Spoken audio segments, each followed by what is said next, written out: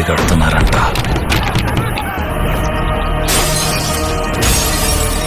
ఆ విషయంలో ఊరంతా ఒక్కటైపోయింది. ఇంకా వాణ్ణి ఆ అమృతల్లే కాపాడాలి.